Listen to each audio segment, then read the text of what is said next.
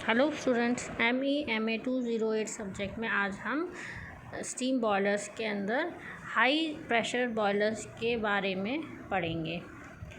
जैसा कि हमने पहले पढ़ा था, स्टीम जो बॉयलर्स होते हैं, स्टीम जनरेटर्स, उनकी IBR Indian boiler regulation act 2007 के अनुसार जो डेफिनेशन दी गई है वो इस प्रकार है। Boiler is a close pressure vessel in which steam is generated with capacity exceeding 25 liters, gauge pressure greater than or equal to 1 kg per centimeter square, and water is heated at 100 degree centigrade और above. तो ये definition है और हम जानते हैं boiler जो है वो स्टीम जनरेट करने के लिए काम में आते हैं। इनका कई जगह उपयोग होता है, जैसे कि पावर जनरेशन, हीटिंग पर्पस से, या फिर इंडस्ट्रियल प्रोसेसेस के अंदर। तो हम जो हाई प्रेशर बॉयलर है वो हम जानते हैं कि ये वो बॉयलर्स होते हैं जो कि जिनका स्टीम जो प्रेशर होता है, वर्किंग प्रेशर, वो 80 बार से अधिक हो सकता है। ये generally power generation, thermal power plants के अंदर काम में आते हैं। इनके कुछ उदाहरण हैं Lamont boiler, Benson boiler, Loeffler boiler, Babcock Wilcox boiler etcetera. तो पावर प्लांट में हाई एफिशिएंट बॉयलर्स की आवश्यकता होती है जो कि हाई रेट पे स्टीम जनरेट करे, हाई टेम्परेचर प्रेशर की हाई क्वालिटी की स्टीम प्रोवाइड करवाए। तो हाई प्रेशर बॉयलर्स इन सभी रिक्वायरमेंट्स को पूरा करते हैं। ये 160 बार प्रेशर और अधिकतम स्टीम का जो टेम्परेचर है वो 540 डिग्री सेंटीग्रेड तक स्टीम प्रोड्यूस कर सकते हैं। ये कुछ की फीचर्स होते हैं हाई प्रेशर बॉयलर के, जैसे कि force circulation of water, large number of small diameter tubes, high steam pressure and temperature, improved mode of heat transfer and heating, pressurized combustion, compactness, high efficiency once through construction। In features को हम अब detail में पढ़ते हैं। सबसे पहले है method of water circulation. क्योंकि हाई प्रेशर हम जानते हैं कि जो फ्लूइड होता है, स्टीम या वाटर, वह डेंसिटी में वेरिएशन के कारण से फ्लो होता है। लेकिन हाई प्रेशर बॉयलर्स के अंदर जो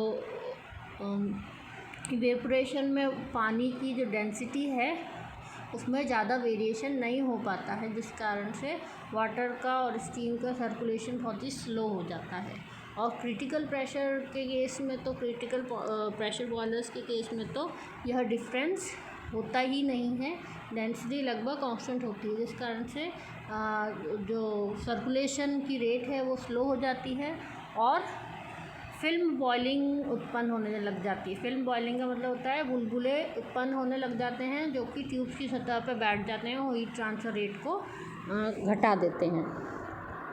तो इस चीज़ को, अवगुण को दूर करने के लिए हाई प्रेशर बॉयलर्स में जनरली पानी को जो है फीड पंप की सहायता से फोर्सफुली फ्लो करवाया जाता है, जिससे कि हीट ट्रांसफ़र रेट भी इंक्रीज़ होती है और हाई वेलोसिटी का वाटर जो है वो फ्लो होने लग जाता है। इससे जो बॉयलर की साइज़ है बॉयलर का और जो ट्यूब्स हैं उनका साइज़, डायमीटर, वो भी रिड्यूस होता है और बॉयलर की कॉम्पैक्टनेस इंक्रीज़ होती है।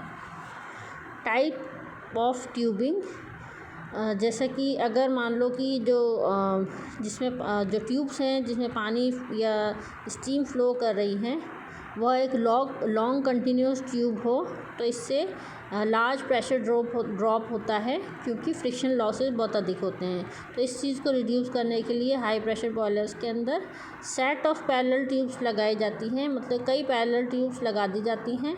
जब पानी उन पैरेलल ट्यूब्स में फ़्लो होता है तो एक एंड से इन सभी ट्यूब्स में एक साथ फ़्लो होता है, तो इससे जो प्रेशर है वो प्रेशर ड्रॉप है वो रिड्यूस होता है, फ्रिक्शन लॉसेस रिड्यूस होते हैं और हीट ट्रांसफ़र रेट जो है वो इंक्रीज़ होती है। साथ ही यदि इन बॉयलर्स के अंदर जो स्टीम सेपरेटिंग ड्रम है वह भी उपयोग में नहीं लाया जाता है, इसमें इन सेपरेटिंग ड्रम को एलिमिनेट करा जाता है। सीधे ही स्टीम जो है वो पानी जो है वो बॉयलर के अंदर एंटर होता है और दूसरे सिरे से बॉयलर में से सुपर हीटेड स्टीम निकलती है।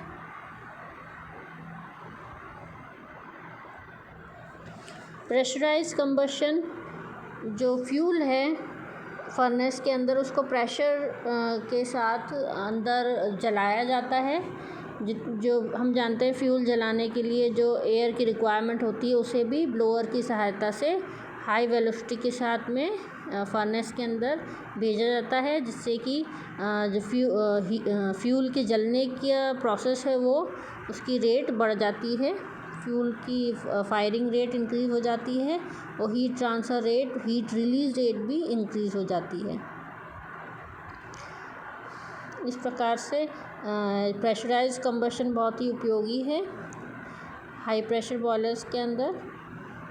इम्प्रूव्ड मेथड ऑफ हीटिंग के लिए तीनों प्रकार के मोड, संचालन, संवहन और विकिरण, तीनों प्रकार के मोड के द्वारा हीट ट्रांसफ़र करी जाती है। इसके लिए 2 प्रकार के इवेपोरेटिंग ट्यूब्स लगाई जाती हैं हाई प्रेशर बॉयलर में। पहली तो है रेडिएंट इवेपोरेटर और दूसरा होता है कन्वेक्शन टाइप इवेपोरेटर। मतलब हीट जो है रेडिएशन रेज़ की सहायता से भी हीट ट्रांसफ़र करे ट्यूब्स को, पानी को, साथ ही सरफेस कांटेक्ट और फ्लूइड कांटेक्ट के साथ भी हीट ट्रांसफ़र होए और स्टीम जो है वह हाई क्वालिटी की बने।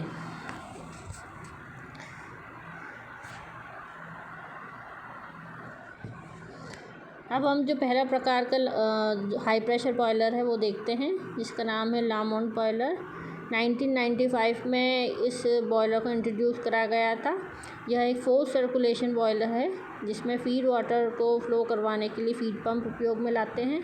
यह वाटर ट्यूब बॉयलर होता है जो ट्यूब्स में पानी और स्टीम फ्लो करती है और आसपास दग्ध गैसें प्रवाहित होती रहती हैं। और इस बॉयलर की steam generating capacity 45 to 50 ton प्रति घंटा होती है। इसका दाब लगभग 120 एटमॉस्फेरिक प्रेशर और 500 डिग्री सेंटीग्रेड लगभग टेम्परेचर होता है। अब इसमें आप देख सकते हैं नीचे फर्नेस है, यहाँ पे फर्नेस के अंदर के जस्ट ऊपर रेडिएंट इवेपोरेटर लगा हुआ है, उसके ऊपर कन्वेक्टिव इवेपोरेटर लगा हुआ है, कंबशन चैम्बर है, सर्कुलेटिंग पंप, डिस्ट्रीब्यूटर हेडर और steam separating drum, economiser, super heater, air pre heater, chimney, blower, ये कुछ पार्ट्स जो हैं इस बॉयलर के हैं। सबसे पहले पानी जो है एक फीड पंप की सहायता से हॉट वेल से आता है इकोनोमाइज़र में। इकोनोमाइज़र में जो दग्ध गैसों से जो पानी है वो गर्म हो जाता है। इस गर्म पानी को पहले डाला जाता है स्टीम सेपरेटिंग ड्रम में। स्टीम सेपरेटिंग ड्रम से फिर ये होता हुआ जाता है सर्कुलेटिंग पंप में नीचे। सबसे नीचे सर्कुलेटिंग पंप से होता हुआ सबसे पहले जाता है रेडिएंट इवेपोरेटर से। यहाँ पे ये रेडिएंट एनर्जी, हीट एनर्जी को एब्जॉर्ब करता है। इसके बाद में फिर ये जाता है कन्वेक्टिव इवेपोरेटर में, जिसमें जो पानी है वह इवेपोरेट होके स्टीम में कन्वर्ट हो जाता है और ये स्टीम फिर जाती है स्टीम सेपरेटिंग ड्रम में, जहाँ पर यहाँ से होती हुई जो ऊपर इकट्ठी हो जाती है वह स्टीम जाती है फिर सुपर हीटर में। यहाँ पे ये दग्ध गैसों की सहायता से अतितप्त हो जाती है और फिर ये प्राइम मूवर के काम में उपयोग में ले ली जाती है। साथ ही ये दग्ध गैसों का परिपथ अगर हम देखें तो दग्ध गैसें सबसे पहले रेडिएंट इवेपोरेटर को गर्म करती हुई, फिर कन्वेक्टिव इवेपोरेटर को गर्म करती हुई, फिर सुपर हीटर, उसके बाद इकोनोमाइज़र, उसके बाद में एयर प्री हीटर को गर्म करती हुई एग्जॉस्ट चिमनी की सहायता से बाहर वातावरण में निकल जाती हैं।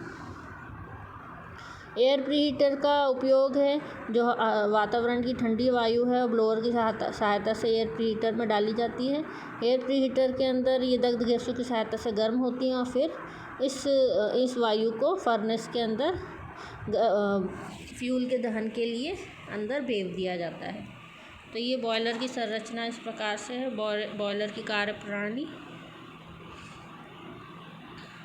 यहाँ पे ये फ्लू गैस का वाटर स्टीम का पाथ दिया हुआ है, किस प्रकार से कौन कौन से उपकरण से होके ये गुजरते हैं फ्लू गैसेज, और पानी किस कौन कौन सी पथ से होके गुजरता है।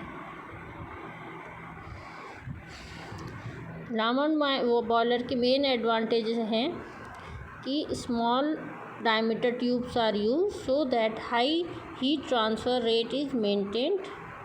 The multiple tubes circuit gives flexibility for suitable location of heat transfer equipments. Due to forced circulation, high evaporation rate is achieved. जबकि कुछ डिसएडवांटेज इस प्रकार से हैं। There is a formation and attachment of bubbles on the inner surface of the heating tubes. This reduces the heat flow and steam generation. Salt and sediments are deposited on the inner surface of water tubes, which reduces the heat transfer and steam generation capacity. तो ये कुछ लामन boiler के disadvantages हैं, जिसके कारण से इसका कुछ स्टीम जनरेशन कैपेसिटी रिड्यूस हो जाती है। नेक्स्ट प्रकार का बॉयलर है बेंसन बॉयलर। इसे बेंसन जो साइंटिस्ट थे उन्होंने इंट्रोड्यूस करा था। इस बॉयलर जो वर्किंग प्रेशर है वो लगभग क्रिटिकल प्रेशर से अधिक होता है। क्रिटिकल प्रेशर 225 एटमॉस्फेरिक प्रेशर लगभग होता है, और the steam and water have same density so bubbles will not be formed. Steam और पानी दोनों की ही क्रिटिकल प्रेशर से अधिक ऊपर कार्य करने के कारण इस बॉयलर के अंदर बबल्स वगैरह बनते ही नहीं हैं। तो जो लामन बॉयलर का जो डिसएडवांटेज थे वो इस बेंसन बॉयलर में उन डिसएडवांटेजेस को दूर करा गया। इसका वर्किंग प्रेशर क्रिटिकल प्रेशर से अबव होता है।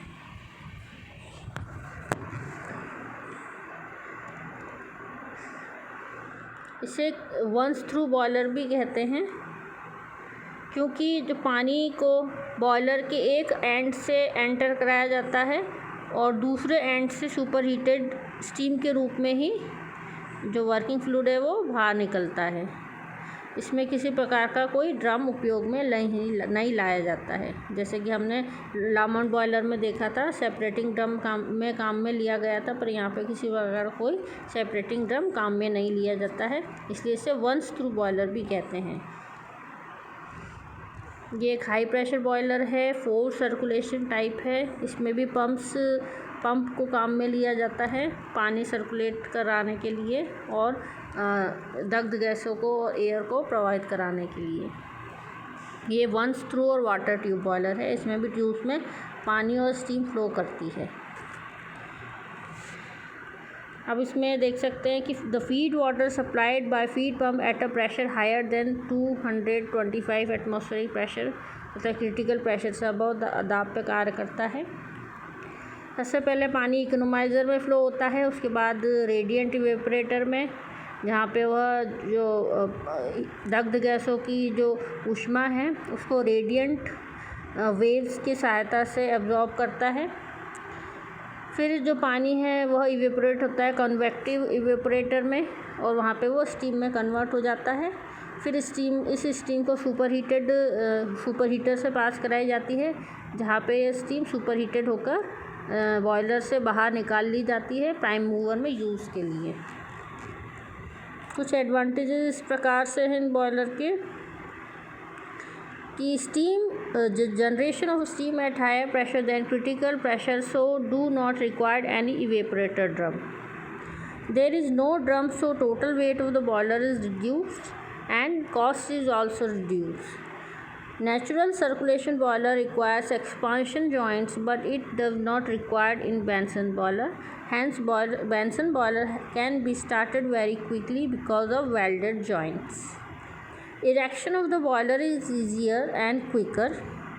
At part and overload, it can be operated economically by varying temperature and pressure. High generation rate of steam. तो ये कुछ एडवांटेजेस हैं कि इसे आसानी से साफ़ कराया जा सकता है, इसमें किसी प्रकार के स्लज वगैरह स्केल्स नहीं जमती हैं, क्लीनिंग इजी हो जाती है इसको क्विकली स्टार्ट करा जा सकता है क्योंकि इसमें वेल्डेड जॉइंट्स होते हैं। कॉस्ट भी कम होती है, वेट भी कम होता है, ड्रम नहीं होता है इसके लिए, स्टीम जनरेशन रेट भी अधिक होती है। लेकिन कुछ डिसएडवांटेज ये है कि ट्यूब्स के अंदर इसमें ना जो है सॉल्ट्स और सेडिमेंट्स जमने लग जाते हैं।